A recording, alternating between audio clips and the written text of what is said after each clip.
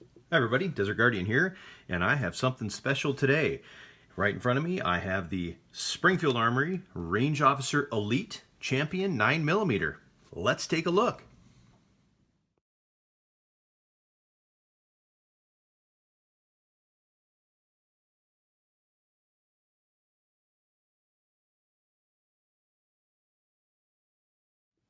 All right, so obviously the first thing we notice is this ginormous box. So let's dig into it. Nice carry handle here. And let's see what we have inside. All right, so inside we have a Springfield Armory Tactical Gear Range box.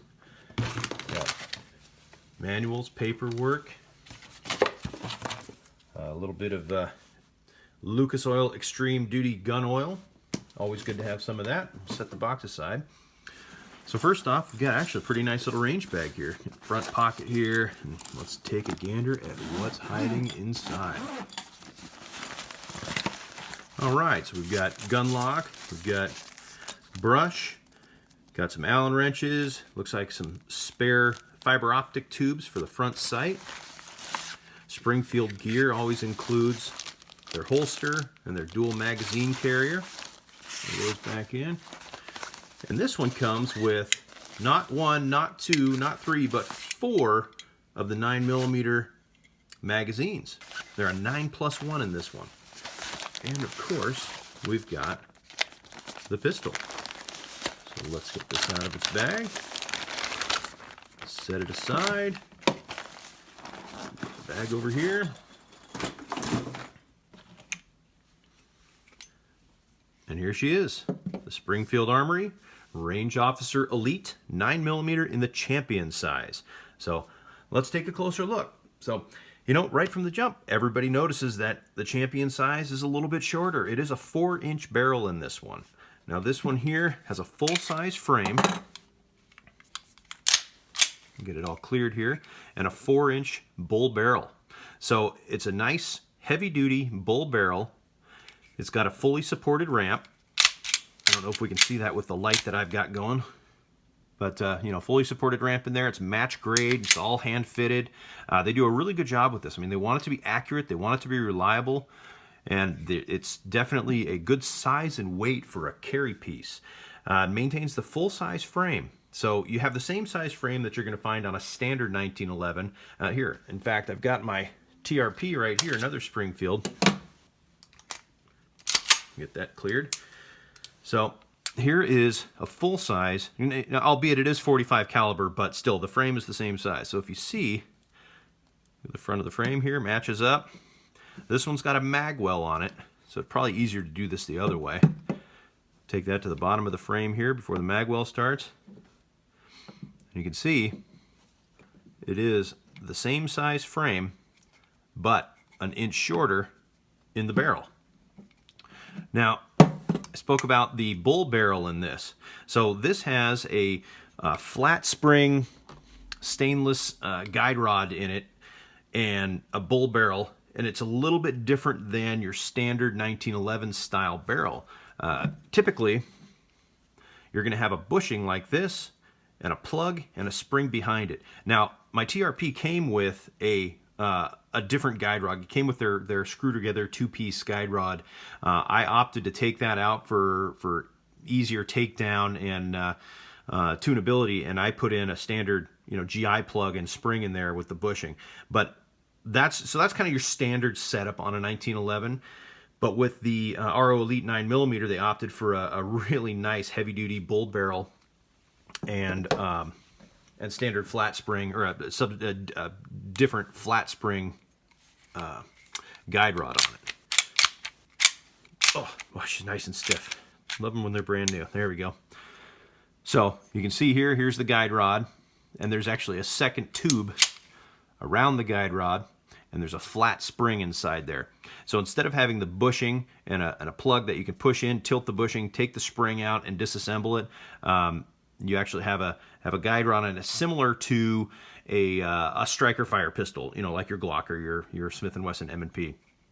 So yeah, nice way to set up that barrel. Now, another interesting thing about this is the weight. This thing weighs less than 30 ounces. I mean, that is a good carry weight, especially for an all-metal 1911. Now, the reason they can shave the weight down like that is they're running an alloy frame on it. So the entire frame on this thing is an aluminum alloy. It's considered their lightweight frame. They made a Champion lightweight operator, which is the same size as this, but 45 caliber with the rail, and it had the lightweight frame on it also. They also make a few of the loaded versions. There's several full size that run a lightweight frame. But with a 4-inch barrel and a 9mm, a lightweight frame is the way to go. They also, in conjunction with that, for more of a carry pistol, they put slimline G10 grips on it.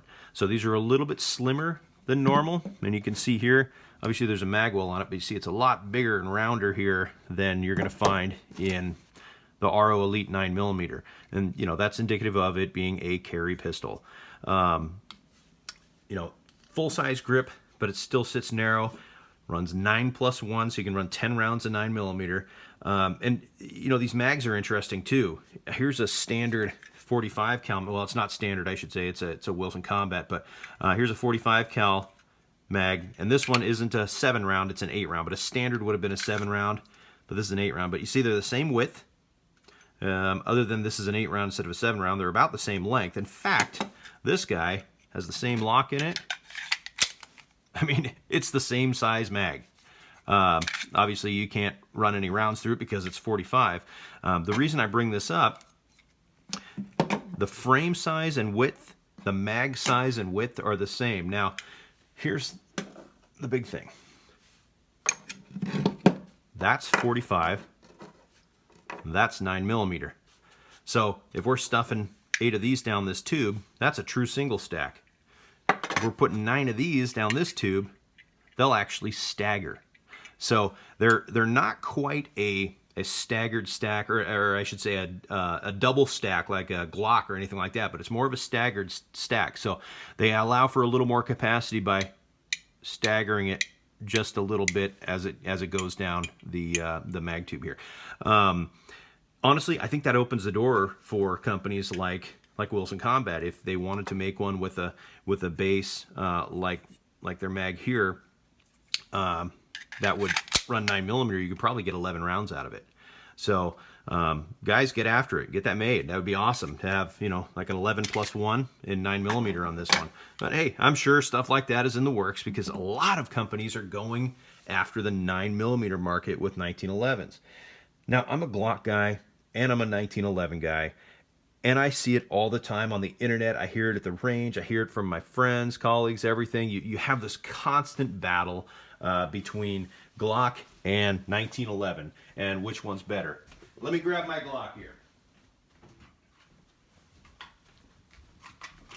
To be honest with you, I could go either way. I love them both. We'll get this cleared. So there is your kind of everyday go-to standard of the industry Glock 19. 15 rounds versus 9 rounds. Double stack versus single stack, or staggered stack, I should say. And you can see, I mean, that mag is twice the width of the Glock mag. And then, of course, you get the discussion of, oh, Glock is so much more reliable, this and that and the other. Well, you know what? Times have changed. We're not talking about low-end budget, out of the country made crappy 1911s that are being made off of specs from 100 years ago. We're talking about brand new, forged, hand-fitted, reliable 1911s. This is every bit a carry pistol as this one. And sure, you can comment away and say it'll never be as reliable as a Glock, but you know what? They're making leaps and bounds. This is a very nice pistol. They actually took almost everything they did with the TRP, which this guy has never let me down in any circumstance with any ammo. And there's been a lot of different ammo put through it. They did a lot of what they did with the TRP with the range officer. So it is hand fit. It's all made from all forged parts. It is gone through extensively by hand, tuned by hand, and gone through a QA system that proves to be very reliable. They even changed the finish on it. This is the Armory coat Coat with a K, Armory Kote, which is a really nice finish. I'm not going to lie. But you see it's got a little bit of a gloss to it. Very durable, and that's what they wanted to put in their TRP. Now, Springfield also made the FBI Professional model, which is very expensive, very high-end, and it was actually spec'd out by the FBI. You know, the HRT teams, FBI teams carried it for a long time. Very nice pistol, and the finish they put on that was called the Black T. The Black T is, I think Teflon is what the T stands for, I don't know. But the Black T finish on it is an excellent finish, and that's the finish that's on the new RO Elite. So, as you can see, it's more of a satin finish. It does have a little bit more grip to it. You know, there's no front serrations on this, but you can still grip it by the front. It's just a very nice, very durable, high quality finish on it. So Springfield kind of went overboard on the build on this. You know, they went with a forged alloy frame, you know, a forged steel, stainless steel upper, the Black T finish, the hand fitted, fully ramped bull barrel match grade, the slimline VG10 G10 grips. You know, they put the enhanced beaver tail on it, the skeletonized trigger, the skeletonized hammer, ambidextrous safety. Put a good set of sights on it. It's a kind of you know, this is a sight that you could cock on your boot or on your belt if you wanted to. They run a fiber optic in the front, so I mean, it's a high visibility orange front sight. The rear sight is not a night sight. I can't tell, it's too bright in here, but no. The rear sight, I don't believe, is a night sight. Hold on, let me verify that. No, it's not.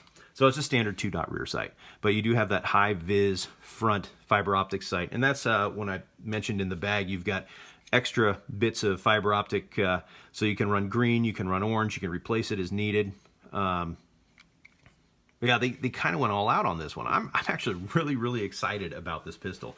I love my Glocks, I love my TRP, but this is a kind of a game changer for me, is you're getting into a very nice, you're getting into one of those almost $2,000 pistols for under $1,000.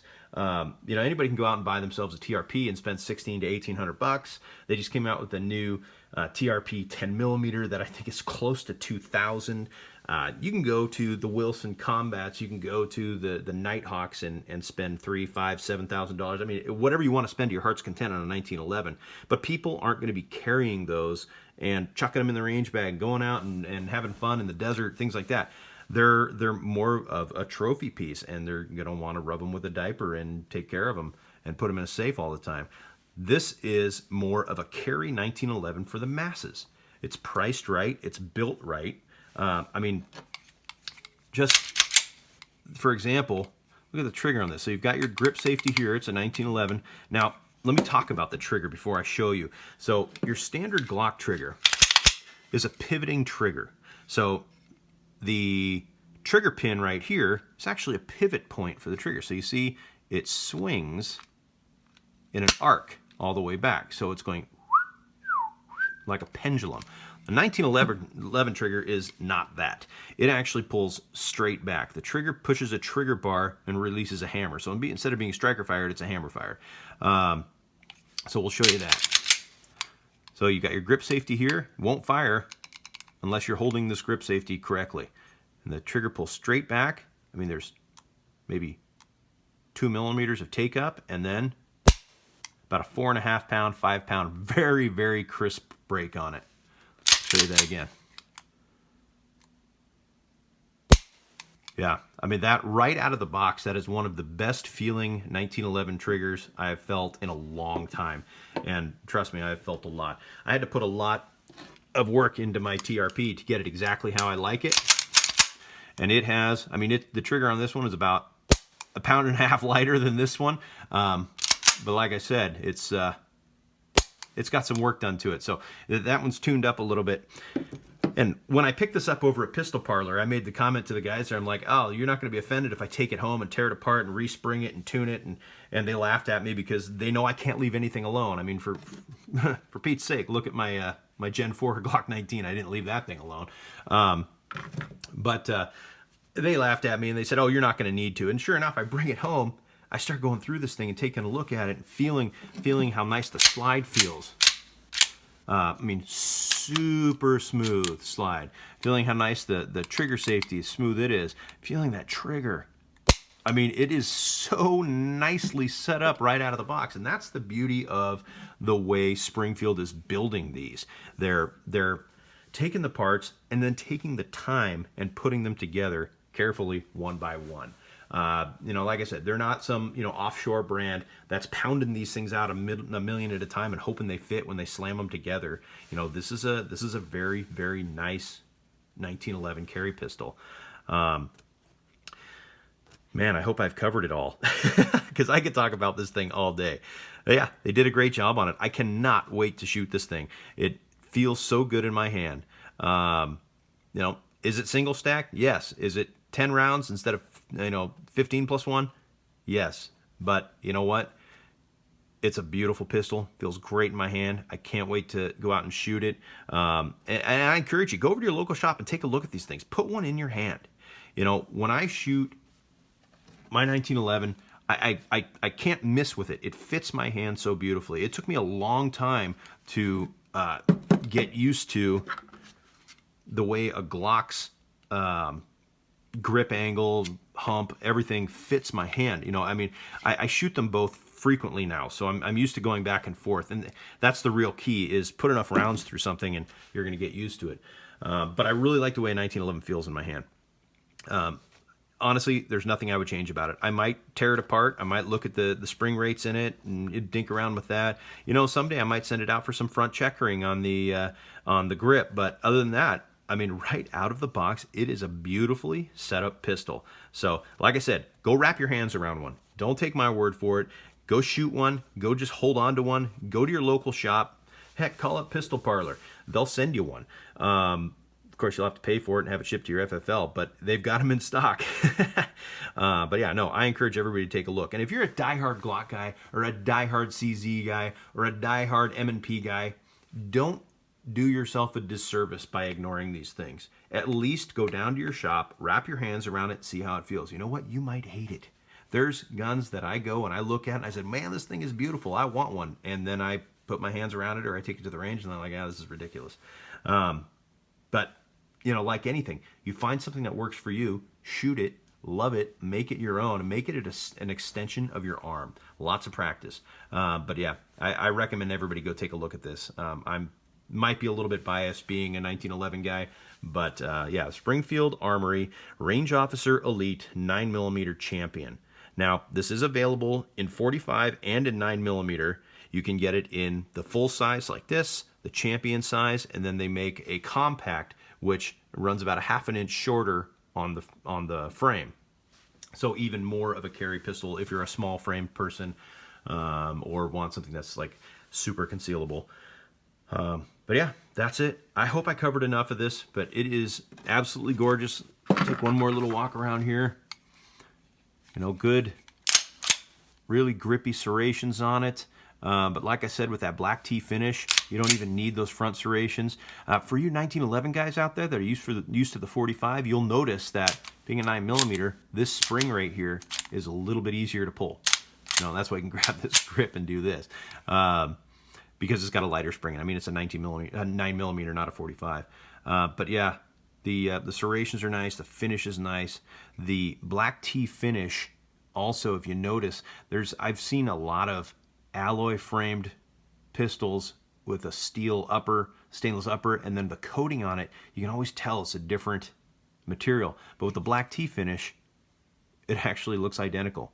So they did a great job. I'm really impressed with the fit and finish. I love the weight. It's a very light 1911. Sights are amazing.